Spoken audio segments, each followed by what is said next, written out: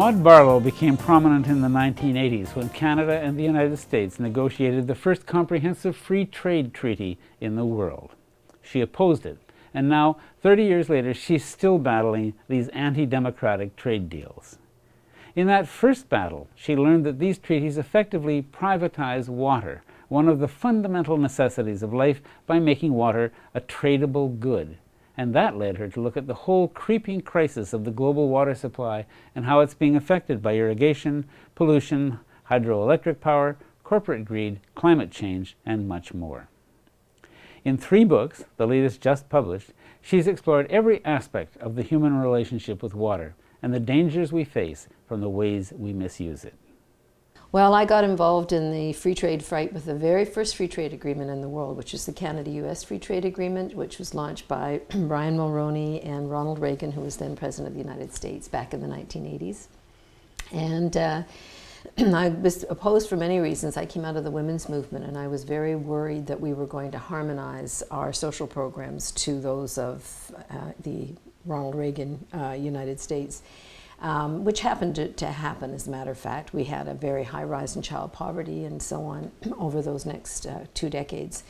So that was my original interest. But when I started looking at these trade agreements, I realized it was also a way for corporations to cut back on the democratic ability of governments to maintain control over their resources, environmental standards, health and safety standards, labor standards, and so on. And it was in that first trade agreement that I noticed that water was a tradable good. That's what set me on the path on water.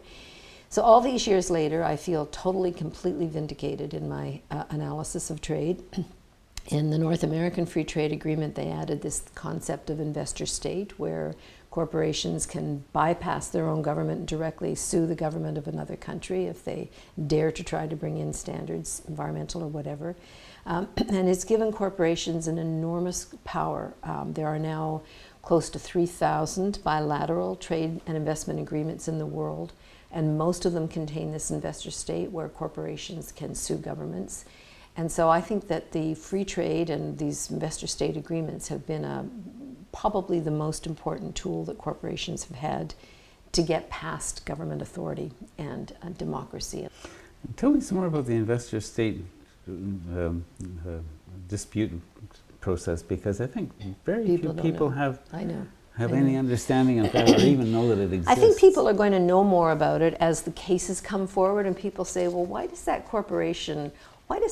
fracking corporation from the United States get to challenge Quebec's ban on moratorium on fracking? Or why does that pesticide company, drug company, get to challenge another ban on pesticides? Like, wait. So I think when people start to see it in person, they start to understand it. But investor state is the right for a corporation to sue of one country, to sue the government of another country if that country brings in laws or regulations that weren't in place when they first invested. One of the things that this strikes me as quite bizarre and you would think would be a point of resistance but doesn't seem to be, is that a foreign corporation can sue a government for purely imaginary, for the loss of purely imaginary profits that it didn't get to make. They didn't lose anything really. But a domestic company can't. It is one of the anomalies of this thing that I have never understood, and that is why Canadian companies put up with the fact that they do not have the same rights to sue if a government or any provincial or any level of government in Canada brings in legislation that's going to cost them lost profit, whereas these foreign corporations have the right to sue. People who don't understand it say you're just giving foreign corporations a level playing field. No, you're not. You're giving them a very special treatment. They get the right to sue and therefore to force governments to back off on proposed legislation that domestic companies don't have. But I think it's important to remember that the big Canadian companies, like the big mining industry, really have gone global. And they see it in terms of what's good for the goose is good for the gander. And if it's good for American corporations or European corporations or Chinese corporations to be able to sue the Canadian government for environmental standards, we want the same rights when we operate around the world. And so they collude in that I think maybe it's different for small business, but the big guys want to be bigger, they go global, they want those same investor state rights when they operate in other parts of the world. And believe me, our mining companies are the worst in the world. They've got the worst environmental record, the worst human rights record. I mean, if you walk through Latin America, or certainly Central America, borrow an American flag and don't wear a Canadian flag because they don't like Canadians there. Maude Barlow, a Canadian icon, whose long career of critical thinking, honesty, and courage freshens the very definition of the word citizen.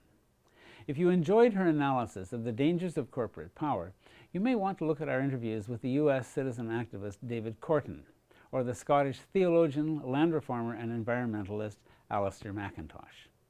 For the Green Interview, I'm Silver Donald Cameron. See you soon.